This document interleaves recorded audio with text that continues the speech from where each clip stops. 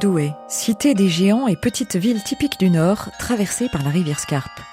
À la frontière entre le Nord et le Pas-de-Calais, la capitale du bassin minier a connu des périodes de grande prospérité. En témoigne son exceptionnel beffroi, mais aussi la taille imposante de sa plus grande église, la collégiale Saint-Pierre. Depuis peu, celle-ci voit sa fréquentation augmenter significativement. En cause, la redécouverte d'un miracle eucharistique datant du Moyen-Âge. Les miracles eucharistiques. Un phénomène surnaturel impliquant une hostie ou du vin consacré qui interpelle et enthousiasme les uns et en laisse d'autres sceptiques. Simple croyance spirituelle sans fondement ou réalité scientifique inexpliquée, c'est une question qui traverse les siècles. Au début des années 2000, un adolescent italien passionné d'informatique, Carlo Acutis, répertorie et documente tous ces miracles sur un site internet. Son but, faire redécouvrir et aimer l'Eucharistie à ses contemporains. Parmi les miracles recensés en figure un dans les Hauts-de-France, le miracle eucharistique de Douai en 1254. Le jeune Carlo Acutis meurt prématurément d'une leucémie en 2006 à l'âge de 15 ans et est canonisé en septembre 2025. Partout dans l'Église, on s'intéresse à sa vie et à son œuvre, en particulier à son exposition sur les miracles eucharistiques.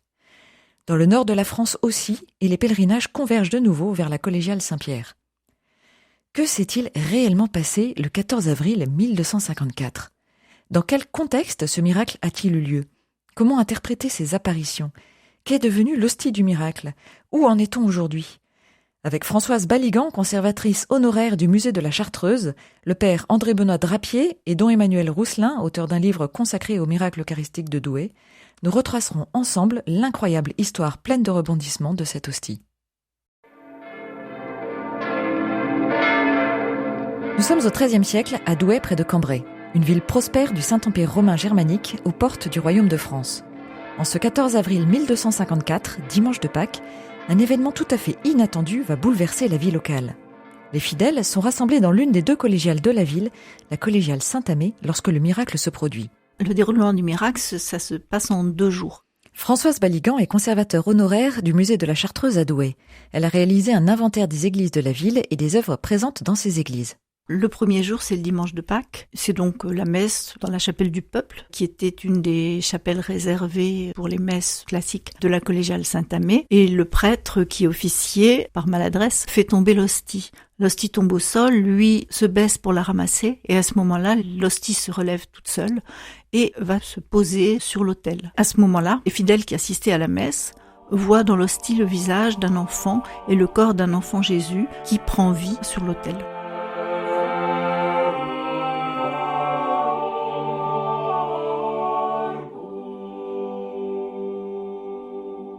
On peut supposer que les fidèles ont dû s'extasier et crier, parce qu'après il y a eu de la rumeur dans la ville, ils sont sortis dans la ville, et ils ont un petit peu ameuté toute la population. On imagine en effet l'émotion que cause l'événement, mais ce qu'ignorent encore les Douaisiens, c'est que le miracle n'est pas encore terminé. On conserve l'hostie, on ne la consomme pas, comme c'était l'usage quand il y avait un miracle eucharistique, mais la rumeur va vite, elle court jusqu'à Cambrai, et parvient aux oreilles de Thomas de Quentin-Pré, un dominicain, qu'il a été élève de saint Albert le Grand, et condisciple de saint Thomas d'Aquin. Et donc, c'est un homme de science théologique, donc ce qui est important pour la suite, c'est que son récit, son témoignage est crédible. Don Emmanuel Rousselin est curé à Douai. Il a écrit un livre sur le miracle eucharistique. Thomas de Quentin-Pré est très intéressé à la question, et donc il vient à Douai, il demande à voir l'hostie. Alors on lui ouvre la pyxide où est conservée l'hostie, on sort l'hostie, et on a auparavant rappelé le peuple, qui reste très en éveil de ce miracle qui l'a beaucoup marqué. On est sans doute quelques jours après Pâques, du coup on ne sait pas exactement combien. Et quand on sort l'hostie, Thomas regarde, et là, il voit, rien du tout. Et alors il est très vexé, parce que il entend derrière lui le peuple qui, lui, pour le coup, dit « je vois mon sauveur ». Donc il se dit « comment ça se fait le peuple voit, moi je ne vois pas, pourtant il s'est confessé il n'y a pas longtemps ». Il regarde mieux, et là, ça y est, il voit. Mais il ne voit pas l'enfant Jésus, comme ça s'était produit quelques jours auparavant. Il voit le visage du Christ souffrant, avec du sang qui coule sur les joues depuis le front. Son cœur est transpercé, il tombe à genoux et il adore en pleurant. Et quand il se relève, de nouveau, il voit le visage, mais ce n'est plus un visage souffrant, c'est un visage très beau, très paisible, qu'on comprend par la suite être le visage du Christ glorieux.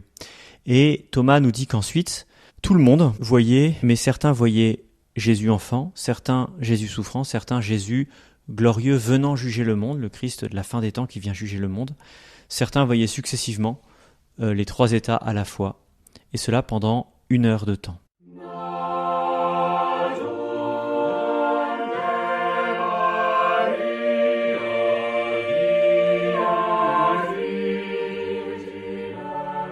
Cette apparition du visage du Christ sous un triple aspect d'enfant Jésus, Christ souffrant et Christ glorieux est le caractère particulier du miracle eucharistique de Douai. Le jour de Pâques, puis ce second jour d'avril 1254, dans la collégiale Saint-Amé, c'est bien toute l'assemblée qui est témoin de cette apparition.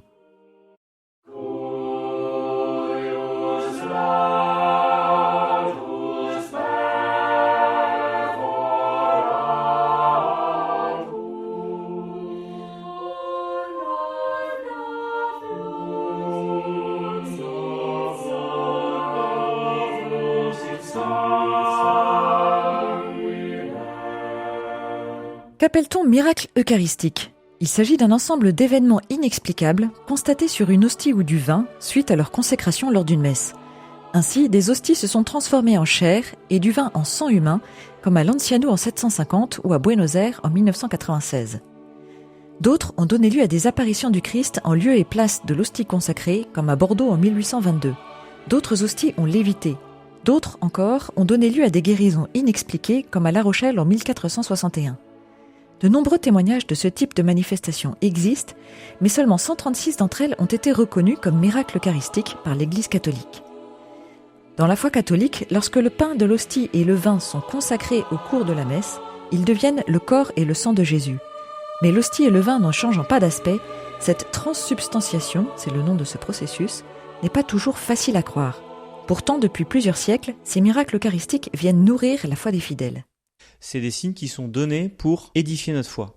Ce qui est premier, c'est pas de croire au miracle, c'est d'adhérer au contenu de la foi que le miracle vient pour affermir. En l'occurrence, par exemple, ce qui est non négociable, si je puis dire, c'est la foi en l'Eucharistie. Ce miracle est là pour édifier notre foi en l'Eucharistie. On peut légitimement dire « moi ça me parle pas ». Par contre, l'Eucharistie, c'est important. Voilà. Mais l'Église ne méprise pas les miracles parce que c'est la pédagogie de Dieu qui, parfois, d'une manière extraordinaire, peut nous gratifier d'un miracle pour venir au secours de notre foi fragile, défaillante. Et l'Église veut surtout nous inviter à ne jamais oublier que c'est second par rapport à la révélation elle-même. À Douai, le miracle sous forme d'une triple apparition du Christ enfant, souffrant et glorieux a alimenté la réflexion des théologiens à propos de l'Eucharistie, dont Emmanuel Rousselin, par ailleurs docteur en théologie, résume ainsi son apport. L'Eucharistie, c'est vraiment tout le mystère du Christ qui nous est donné dedans. Il contient toutes les richesses du mystère du Christ. Le fait que le Christ apparaisse sous ces trois états nous rappelle cela. Il y a tout Jésus qui m'est donné dans l'Eucharistie. Et du coup, chacun voit, mais tous ne voient pas la même chose, tous ceux qui assistent au miracle. Parce que comme il y a toutes les richesses du Christ dans l'Eucharistie, le Seigneur, par son Eucharistie, peut rejoindre chacun de manière très diverse, selon le besoin de son âme. On imagine que ce jour-là, certains avaient sans doute besoin d'être affermis dans leur foi en la présence réelle. Ils ont vu Jésus enfant. Ils avaient besoin de croire que c'était vraiment le corps du Christ qu'elle a. D'autres, peut-être, avaient besoin de se rappeler que tout ce que Jésus avait souffert pour eux, combien il les avait aimés, et que l'Eucharistie est sacrement de l'amour, selon les mots de saint Thomas d'Aquin. Et donc, ils ont vu Jésus souffrant. Peut-être que d'autres avaient besoin de se rappeler qu'il y a une vie éternelle et qu'il s'agit de la préparer, qu'on n'est pas là pour rester sur cette terre, mais qu'on est appelé à avoir le regard tourné vers la vie éternelle. Et ils ont vu le Christ glorieux qui viendra juger le monde. Voilà, donc le Seigneur, à travers un même sacrement, est capable de donner à chacun ce dont il a besoin. Et ça, c'est la richesse de l'Eucharistie, et c'est ce que nous dit ce miracle. Donc vous voyez, c'est un condensé de théologie eucharistique absolument prodigieux, ce miracle.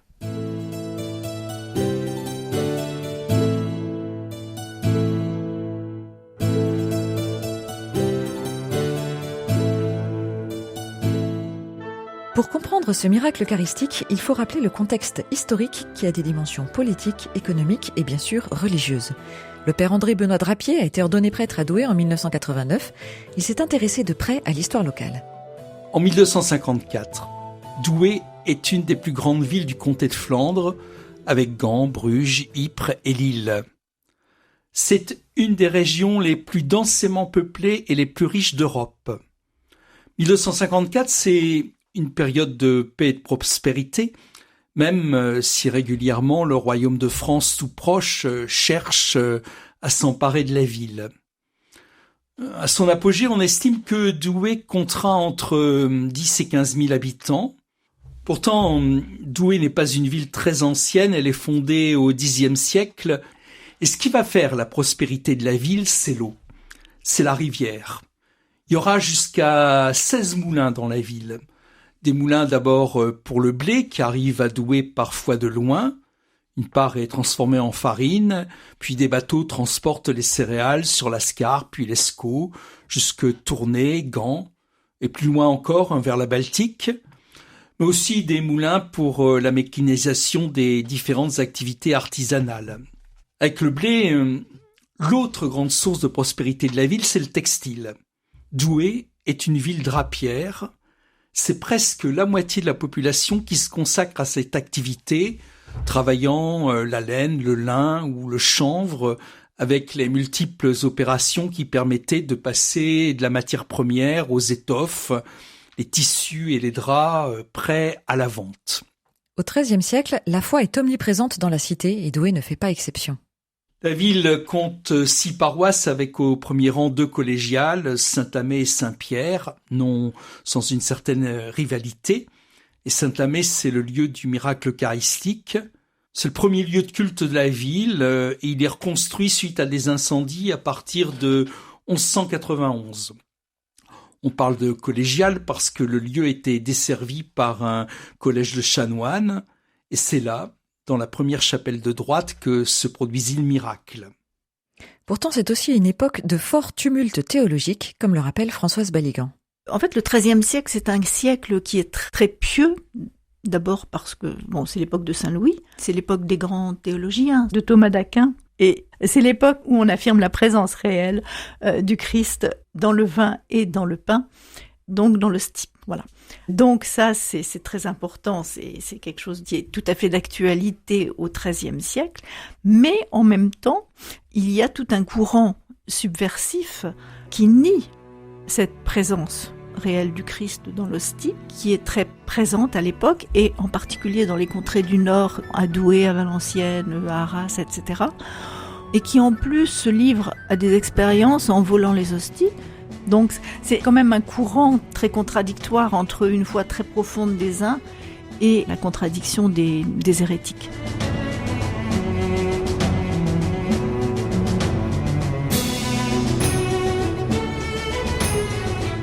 Cette querelle entre l'Église et les hérétiques trouve sa source dans un récent concile, le concile du Latran en 1215. Et il faut parler du concile de Latran IV qui date de 1215.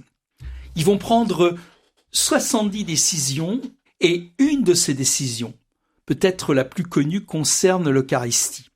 Alors pourquoi Latran IV est important pour l'Eucharistie ? Parce que ce concile va préciser la doctrine de l'Église, va dire ce qu'il faut croire, va dire que celui qui communie reçoit réellement le Christ. Et quel est le rôle du miracle eucharistique ?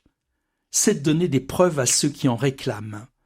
Des preuves que le pain de l'Eucharistie est devenu le corps du Christ. La preuve du dogme, la preuve de la présence réelle du Christ. Et on voit combien sont liés ici la définition de la doctrine de l'Église sur l'Eucharistie et les miracles.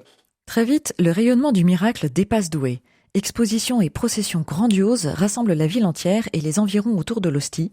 Une confrérie du Très Saint Sacrement de Miracle est fondée. C'est le début des pèlerinages. Par la suite, ça a entraîné l'adoration régulière de cette hostie miraculeuse, à la fois dans la collégiale Saint-Amé, où on lui a construit un autel extraordinaire, un tabernacle, tout a été décoré, et par l'adoration perpétuelle de l'hostie du miracle qui était présentée dans l'église, au moins une fois par mois. Et ensuite, ça a créé des pèlerinages réguliers à Douai, plus une fois par an, une célébration de la fête avec une grande procession qui allait à travers toute la ville. L'histoire aurait pu s'arrêter là. Les siècles passent, Douai célèbre tous les ans en grande pompe le Saint-Sacrement, mais en 1789, la Révolution française éclate. Comme dans le reste du pays, les révolutionnaires s'attaquent en 1793 aux églises de la ville, notamment à Saint-Amé où a eu lieu le miracle, où l'hostie est toujours conservée.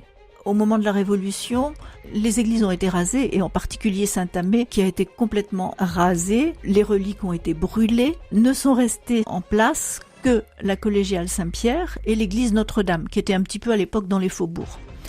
Saint-Amé, c'était une très grosse église. Non seulement une très grosse église, mais une très très belle église. 3 nefs avec un immense chœur et un grand déambulatoire.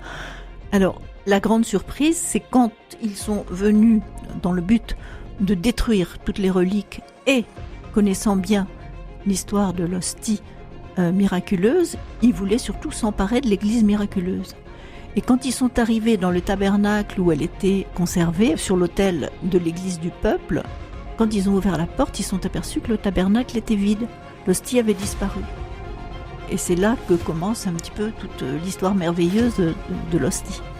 Pour eux, c'est bien la preuve que tout ça, c'était des balivernes inventées par les curés, pour eux, fin de l'histoire. Mais ils n'avaient pas envisagé qu'en fait, un prudent chanoine aurait pu mettre l'hostie à l'abri. Et effectivement, c'est ce qui s'est passé. Dès 1791, en fait, l'Église a été confiée à un clergé constitutionnel. Il n'était pas question pour les réfractaires fidèles à Rome de laisser si précieuses reliques entre les mains des constitutionnels, et donc un chanoine, discrètement, va récupérer cette relique et la cacher. Le problème, c'est que quand on cache quelque chose, il arrive qu'on le perde. Et donc, quand la Révolution s'achève, il se dit, parmi les personnes un peu plus âgées de la ville, que l'hostie a été cachée, mais on ne sait pas où elle est cachée. Contrairement aux autres églises, la collégiale Saint-Pierre ne sera pas détruite. Les révolutionnaires s'en emparent pour en faire leur temple de la raison. Seule une petite chapelle derrière l'autel, l'actuelle chapelle de la Rotonde, est encore dédiée au culte en toute discrétion. Le temps va ainsi s'écouler et 60 ans plus tard, coup de théâtre. Ce n'est qu'en 1854 que, tout à fait par hasard, c'est le chanoine Héroguet qu'il voulait un petit peu modifier l'autel de cette chapelle. Il a déplacé le crucifix, il a trouvé sous le pied la boîte. C'était une boîte cylindrique. Il fait sauter le couvercle. Je précise que c'est un couvercle qu'on devait faire sauter au pied de biche. C'était pas un couvercle qu'on pouvait ouvrir, fermer, ce qui veut dire que ce qui était dans la boîte y était depuis que cette boîte était là. Et que ça pouvait pas être rajouté au fur et à mesure. Alors il a ouvert la boîte et il a vu surtout en premier des reliques de saint Thomas de Canterbury. Donc ça l'a beaucoup intéressé évidemment et il n'a pas fait attention à ce qu'il y avait à côté. Et il y avait effectivement une hostie qui était rangée, on va dire, dans le couvercle de la boîte et protégée par une petite vitre qui était emballée dans un linge blanc avec des traces de rouille. Mais il n'a pas fait attention. Et c'est seulement après que un autre savant jésuite qui a regardé avec plus d'attention et qui a vu l'hostie d'une part et qui a vu surtout le papier qui avait été rédigé par Ranx de Berchem avant la Révolution. Il y a une inscription en latin dessus. Je sous-signé, chanoine de la collégiale Saint-Amé, certifie qu'il s'agit de l'hostie du très saint sacrement de miracle que j'ai soustrait à la profanation et dissimulé, etc., etc. La nouvelle fait immédiatement grand bruit et l'archevêque de Cambrai, le cardinal Régnier, diligente une enquête afin d'y voir plus clair. L'hostie est examinée, ainsi que la probité des différents intervenants de l'histoire de l'hostie. Assez vite, la datation de l'hostie est établie, comme le raconte Françoise Baligan. Cette hostie n'était pas lisse comme les hosties d'aujourd'hui. Elles étaient frappées, elles étaient gravées en relief. Et il y avait la représentation du Christ en croix sur cette hostie. Ce Christ en croix correspondait tout à fait à la représentation du XIIIe siècle. Donc ça ne pouvait pas être postérieur au XIIIe siècle. Alors attention, c'était une hostie du XIIIe siècle, mais est-ce que c'était la véritable hostie du miracle ? Donc l'enquête après s'est portée sur les personnes qui avaient caché l'hostie, déjà Ranx de Berchem, et d'autre part par le chanoine Héroguet. Tout ça, il y a eu une enquête sur ces personnages qui a révélé que c'était des gens absolument honnêtes, qui n'avaient absolument aucun intérêt à falsifier cette hostie. L'enquête conclut-elle pour autant à l'authenticité ?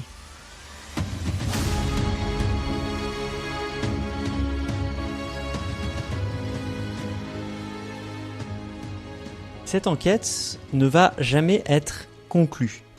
C'est-à-dire qu'il ne va pas dire c'est la vraie hostie, et il ne va pas dire non plus c'est pas la vraie hostie. En fait, il y a 5 questions qui vont être posées quant à l'authenticité de cette hostie. Sur ces 5 questions posées, 4 ont une réponse qui va clairement dans le sens de l'authenticité de l'hostie. Et la 5e question, en revanche, on n'arrive pas à y répondre. Il s'agissait d'identifier l'auteur du billet. Et donc, les analyses graphologiques de l'époque n'ont pas permis d'aller identifier précisément qui avait écrit ce billet.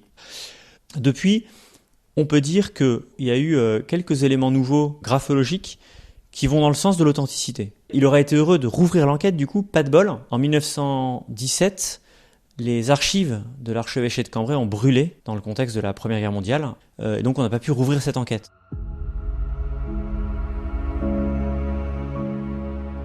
La question de la dévotion autour de l'hostie se pose alors.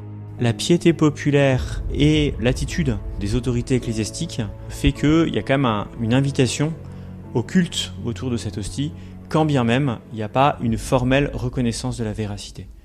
Autrement dit, l'Église encourage la dévotion populaire, mais sans attester officiellement que cette hostie est bien celle du miracle. L'hostie est donc conservée à la collégiale Saint-Pierre dans un tabernacle fermé, et la tradition autour du souvenir du miracle avec ses processions dans la ville perdure.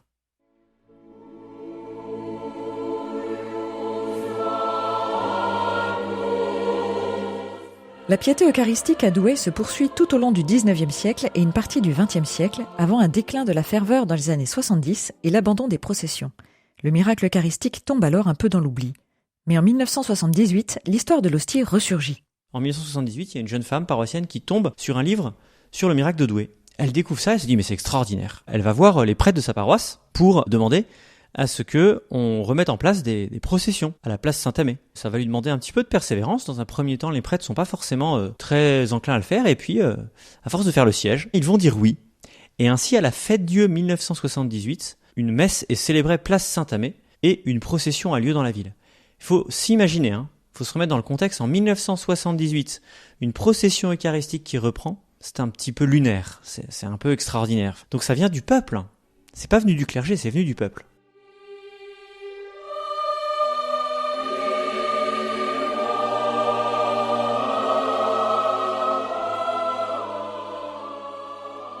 Les processions reprennent donc dans la ville, mais toujours sans faire état de l'hostie conservée dans la collégiale Saint-Pierre. Le père André-Benoît Drapier a vécu à Douai ses premières années de ministère au début des années 90. Il raconte cette époque et l'arrivée d'un pèlerinage qui a fait sortir l'hostie de son tabernacle à la fin des années 90. J'étais ordonné prêtre en 1989 et à ce moment-là, chaque année, il y avait une messe sur la place du Barlet et une procession eucharistique. Mais si on faisait la mémoire du miracle, on ne faisait pas mention de l'hostie du miracle et on ne processionnait pas avec elle. C'est vers la fin des années 90 qu'on a vu curieusement arriver tout un groupe de Lille qui venait chaque mois pour prier. C'était assez curieux d'ailleurs parce qu'ils amenaient une série de statues de la Vierge et ils rangeaient les statues, il y en avait peut-être 5 devant l'autel, et ils demandaient à ce que l'on sorte l'hostie du miracle. Et Hervé Leminès, qui était le prêtre de l'époque, n'étant pas sûr que cette hostie du miracle soit une hostie eucharistique, il mettait juste derrière une hostie récente pour que les gens puissent vénérer la présence du Christ. Mais le véritable tournant a lieu en 2004, d'après don Emmanuel Rousselin, actuel curé de la paroisse de Douai et membre de la communauté Saint-Martin. L'abbé André Merville, fraîchement nommé à Douai, va organiser avec les paroissiens un jubilé pour le 750e anniversaire du miracle en 2004. Ça va être l'occasion d'un nouveau départ, d'un nouvel élan, et il va se produire quelque chose d'assez extraordinaire qui n'était jamais arrivé. C'est que l'archevêque de Cambrai, à l'époque Monseigneur Garnier, va venir et va porter en procession l'hostie du miracle. Et ça, jamais un archevêque de Cambrai n'avait porté en procession l'hostie du miracle. Donc ça marque vraiment un cap cette année 2004. Et puis on va redonner aussi un nouvel élan à la confrérie. Je vous ai parlé de la confrérie qui datait du Moyen-Âge, elle va revoir le jour en 2006.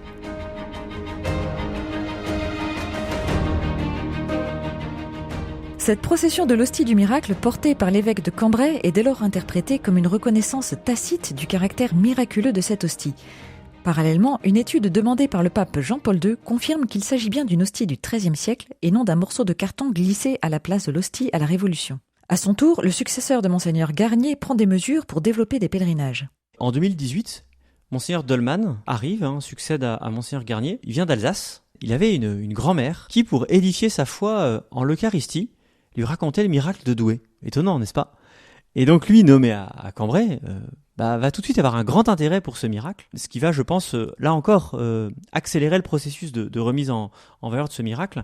Et avec un autre de mes prédécesseurs, donc l'abbé Masclé, vont mettre en place une procédure pour demander que la collégiale Saint-Pierre, du fait qu'elle contient l'hostie du miracle, soit érigée en basilique. Voilà. Et donc là, vraiment, on a eu tout un mouvement de regain. Et quand Monseigneur Dolman appelle la communauté Saint-Martin en 2021, une des tâches, c'est aussi de donner une vie à ce lieu pour promouvoir le pèlerinage et le culte autour du Saint-Sacrement de miracle.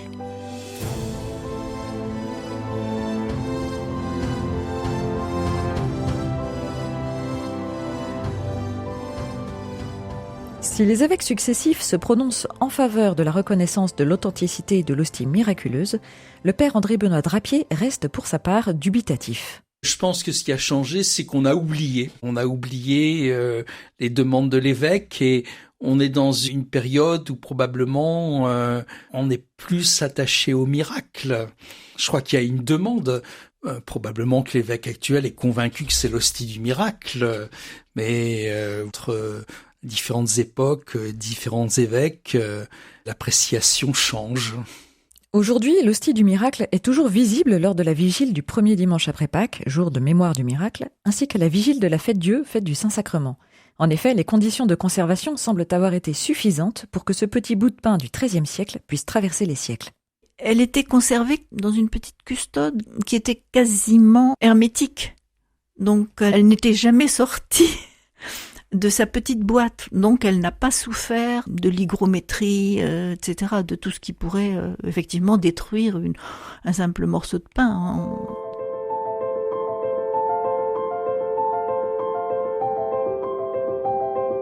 8 siècles après les événements de 1254, le miracle eucharistique marque encore la ville de Douai. Les processions dans les rues de la ville à l'occasion de la fête du Saint-Sacrement rassemblent tous les ans une foule impressionnante. Les pèlerinages sont en constante augmentation. Clairement, regain des pèlerinages, à la fois locaux, mais surtout, et ça tend à se développer, de pèlerinages qui viennent de plus loin, de la région parisienne, de l'Aisne, de la Somme. Mais on voit quand même que le rayonnement, au-delà de Douai et même du diocèse de Cambrai. Pour soutenir et encourager ces pèlerinages, l'évêque de Cambrai vient de donner à la collégiale Saint-Pierre le statut de sanctuaire diocésain. En parallèle, un dossier est toujours en cours à Rome pour demander d'ériger la collégiale en basilique du fait des pèlerinages qui y convergent. Mais si le rayonnement du miracle eucharistique dépasse aujourd'hui les frontières de la ville, son véritable impact sur le long terme se lie d'abord à Douai même, d'après l'auteur du livre consacré au miracle. Douai a été appelée la cité du Saint-Sacrement. Ça a vraiment marqué la ville. Plus spirituellement, je dirais aussi que, à mon avis, ça a comme enraciné une grâce de foi ici, foi eucharistique, et qui a rayonné plus largement sur l'ensemble du contenu de la foi, si bien que Douai a toujours été un lieu de fermeté dans la foi. À Douai, on a résisté à toutes les hérésies. On a résisté à l'hérésie stadingue, ensuite à l'hérésie protestante, et ensuite à l'hérésie janséniste. Et donc ça a toujours été un lieu de grande fermeté dans la foi catholique, et d'ailleurs au point d'être le refuge des catholiques anglais persécutés au moment de la réforme anglicane en Angleterre. Ils sont venus se réfugier à Douai et former leur prêtre à Douai. Donc, à mon avis, une vraie grâce de foi qu'on peut volontiers lier à ce miracle.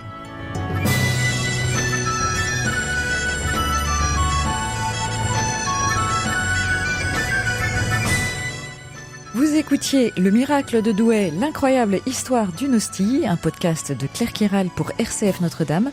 Rédaction en chef Michel Picard. Un grand merci à Françoise Baligan, conservateur honoraire du musée de la Chartreuse, au père André-Benoît Drapier, prêtre du diocèse de Cambrai et actuellement doyen de Cambrai, et à don Emmanuel Rousselin, curé de la paroisse Saint-Maurent-Saint-Amé à Douai et docteur en théologie. Merci également à Mathieu Dubois pour la réalisation. Un podcast à retrouver sur toutes les plateformes et sur le site rcf.fr.